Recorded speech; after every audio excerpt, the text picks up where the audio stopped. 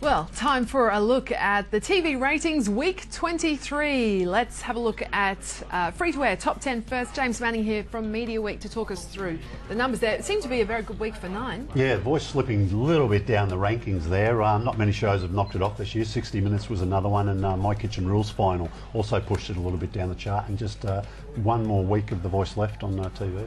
And just turning the page there, Seven had two shows in that top 10. What, Seven yeah, News Sunday? House Rules is doing very well, particularly at the Monday night show where they reveal the new makeover.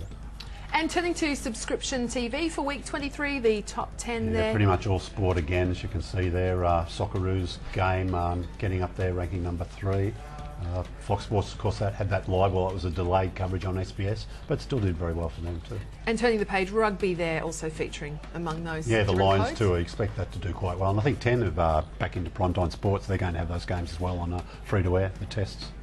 Lots to talk about in the TV space. Just firstly, BBC's launching another series of Top Gear leading into Top Gear Week. Yeah, it's a show that used to do very well, did very well for SBS, went to 9, did quite well initially, came off the boil a bit, performed quite well towards the end of last year, so it goes up and down on free-to-air, but quite strong. The first episode's now shown on BBC Knowledge here. As you said, they're going to have a Top Gear week very soon. Leading into that will be a bunch of new episodes. One of the specials, they've filmed a special in Australia earlier this year when a couple of the guys are out here. And they also visit New Zealand, which promises to be an interesting episode too. Yeah, absolutely. Now, lots going on in the daytime TV space, launches coming, and we've had some more news about what Adam Boland is doing with 10 Mornings. Yeah, look, Adam's been dripping out news every couple of days. Ita Buttrose has signed up to being sort of one of the panellists, I think, on this new morning program. We don't have a name or a time yet. There was speculation there might be just one long show that had run through from breakfast through to lunchtime, if you like, but looks like they're going to do 2 separate shows. They've also hired Rob McKnight, who's come across from 9. He was one of their promo hotshots over there. He's going to produce that sort of unnamed morning program. And I've also heard from 7, I think we might have talked about briefly last week, their new afternoon program. 7's going to virtually sort of control all their own program, if you like. They're less reliant on bought programs, so they're going to go from sunrise into the morning show. Then they've got a news bulletin, and then into their afternoon program. I think Daily Edition, that's going to be called. Sally Obermead is going to be hosting that. Chris Smith is going to be joining her, and also on the panel Tom Williams and Monique Wright. All right, just turning to drama, and 10 launched Reef Doctors this week. How'd it go? What's going to happen next? We're not going to see that in our top 10. Okay. You won't see it in the top 100. It did really poorly. Sort of launched on the Sunday night of a long weekend, probably not ideal, but you've got to think it mightn't have done very well wherever they put it in that early. I mean, I actually didn't mind the show, you know. There's some great actors. I thought it was nice, but it was sort of hark back to the old days of TV, if you like. It wasn't really cutting edge, but it had a bit of a kids' TV show feel about it. But, you know, I didn't mind it, but it's been sort of banished to 9:30 Fridays for the rest of its life.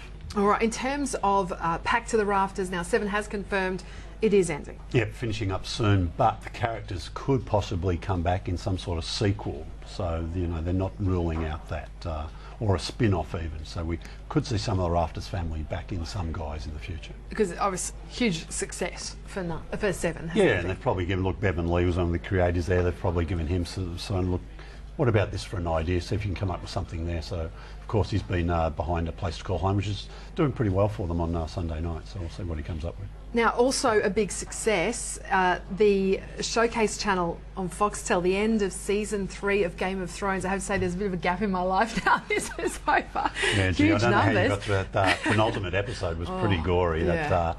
Well, it shocked a few viewers. Through the fingers. Yeah. But it's ended very well, done some great numbers for Showcase here. On HBO in the US, did some near record audiences for them too.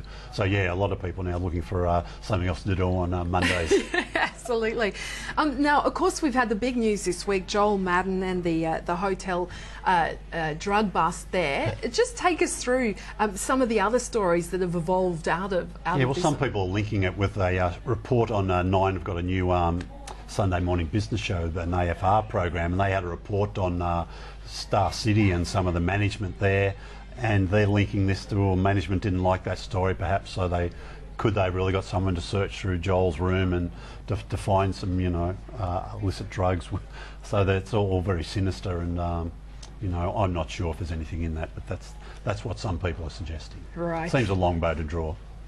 Just looking at, of course, a big event, always a highlight of the year is the Cleo Bachelor of the Year Awards, and this year's winner is a Bondi Lifesaver. Yeah, Maxie from Bondi Lifesaver. He's a 21-year-old guy. He's been on the show a couple of years now. Very popular. A lot of people thought Darren McMullen, the host of The Voice, would walk away with that one. He actually ended up coming third. So it's the second big promotion Cleo have had this year. Getting a lot of publicity out of this, and I hear they've still got a few things left to promote this year, so I'll be hearing a lot more from Cleo still to come. All right, stay tuned. Thank you so much as always, James. Thanks, Brady. James Manning there from Media Week. That's all we've got time for on the program from the team here. Thanks for your company.